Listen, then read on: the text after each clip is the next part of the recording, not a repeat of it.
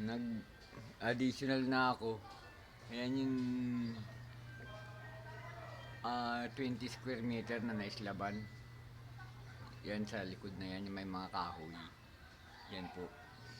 So, yan yung precast ko sa harapan na galing pinagbuhusan ko yung alulod ko bago ko ikinabit muna. So, may design na po yung precast na yan pang lagay ko sa harapan pag buhos ng slab ng first floor ko. So yun po may first floor na 20 square meter. So itong dinadagdag ko po ngayon ay 40 square meter, mas malaki po. Kasi nauna yung 20. 60 square meter po ang kabuuan nito. Hanggang doon sa harapan. Ayun po yung harapan. Doon. So 40 square meter pa itong dudugtungan ko po. Yan. Yan po. So yan yung naging tungtungan ko. Yan, dalawang tubular na yan. Yan. Para makapagtali ako dyan ng anilyo. Yan po. Yan yung dinadali ko ngayon. So pangatlo po itong bigang ito. Mula dun sa puting ko na naghukay ako sa puting sa ilalim. At yan yung pangalawa. Yan po, nabuhusan na rin. Ito po yung pangatlo. Kasi sobrang taas po itong aking hollow block. Alis pumapatak po ng 15 hollow block mula sa ilalim. Mula dyan sa flooring na yan pa lang. Pero po sa pundasyon sa ilalim talaga. So mga umaabot na rin po na 5 hollow block ang nasa ilalim ng lupa na ito. Tapos nag-additional pa ako ng beam ulit na panibago bago ko asintadahan. Paikot po nitong buong aking 40 square meter.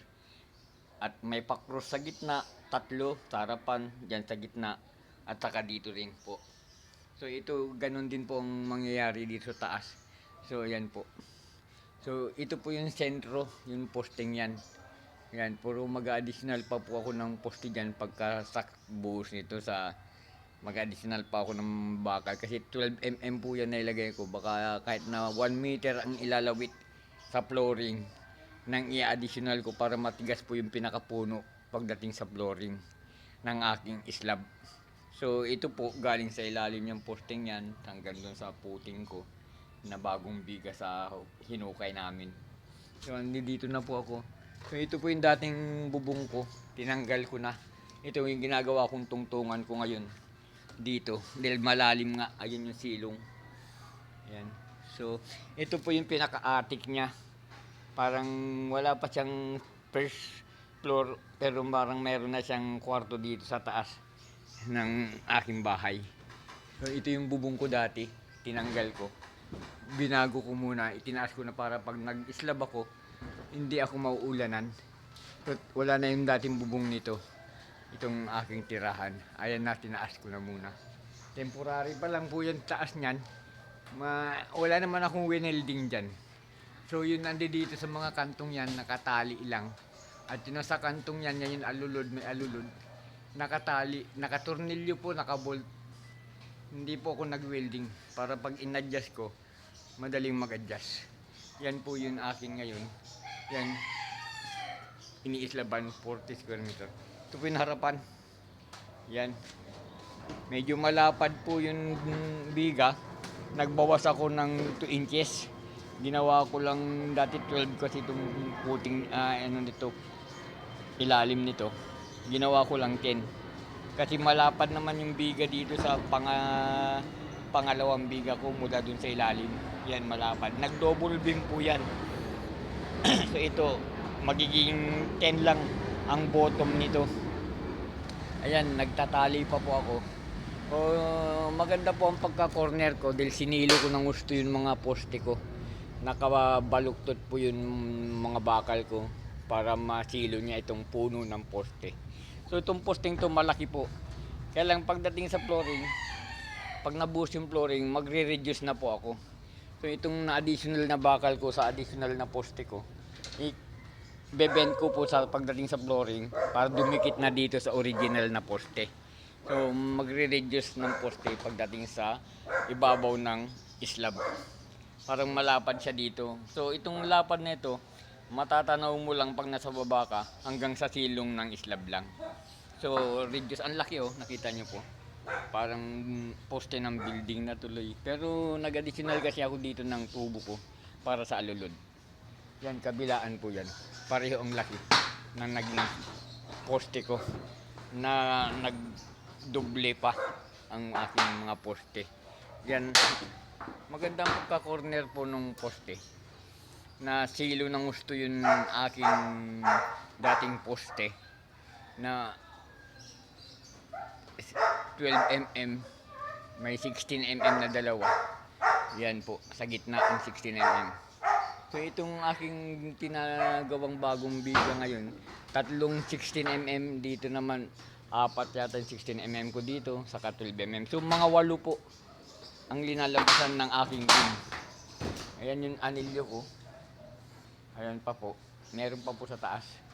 Anilyo. So, ayan po, bali 8 po ang pinapatakan ng aking bib. Matigas na po siya, wala pang buhos. Ayan o, halos hindi ko na mauga. Ayan, so itutuloy ko dito papunta sa harapan. And then, kukorner ako dun papunta dun sa harapan din na ganun. At dun, nakakalahati na. Madudugtungan pa po doon ng bakal. Papunta dun sa kanto ng poste ko. So, sa pagdating sa dulo ng poste, maaaring i-welding ko sa puno ng poste yung 16 mm ko para kapit siya dun sa dugtungan. May nakaabang din po doon na dudugtungan na bakal, naka-L din po yung dulo ng bakal sa puno ng posteng dati. So, yan ang dudugtungan ko pa.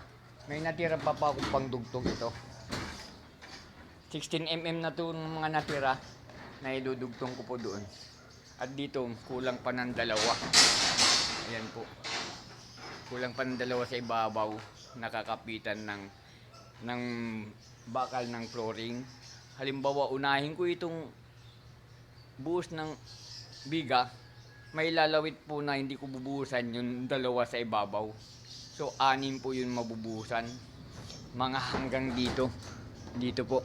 So, mula dito po sa bottom ng nosing niya, pumapatak po ng 12 inches ang taas pa nung bubusan ko bago matitira yung dalawa.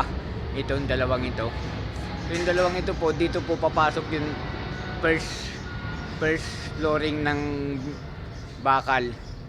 Tapos yung iba papatong sa ibabaw, ikakawit po dito sa dulo at saka dito sa harapan. Alternate po ang kawit nun, ang lagay ng bakal. So bago ilagay po dito, kailangan nakabent, nakakawit na po automatic dito sa dulo. Nakakilo na siya dito, naka-L na siya papunta rito. Tapos dito naman siya. Alternate po ang kabit. So ang bakal double style, ayaw ko po ng single. Double po, magiging 4 na patong siya. Dahil kung gis ang layo sa unang latag, then maglalatag ulit ng pangalawa, gis ulit, papatak po ng 5-5 ang square ng butas nung pinaka flooring na bakal niya. Oh, good morning po. Tutuloy po ako. Medyo natigil po ako. Medyo naubos yung budget. Meron ulit na ibili ng bakal. So, ang preparasyon kasi ng bahay ko po, hindi talaga full na buo at may budget. Kaya hanggang ngayon, utay-utay pa rin ako sa pagbuo. Pero hindi po ako mananaw magbuo. Mabuo ko lang. Ganun po ang akin. So, mulat sa full, ako na po ang gumawa dito sa bahay. Hanggang sa ilalim, hanggang ngayon. Mag-66 na po ako sa September. Natapos ko na rin po yung bahay ng anak ko doon sa kabila. Nakabili siya doon. Tinapos ko rin po yung first floor doon. Na umabot po na halos pagkabili hanggang pag-assemble, umabot ng 2.3 million po ang nagastos namin doon sa bahay ng anak ko. Na pangalawa, yung babae. So nagkaroon siya ng partner, yun nga si Alan. Yun, 62 ako nung binuo ko po yun. So mag 3 years na rin siya mahigit. Andun na, nakalipat na. Siya po yung galing dyan sa likod, sa ilalim.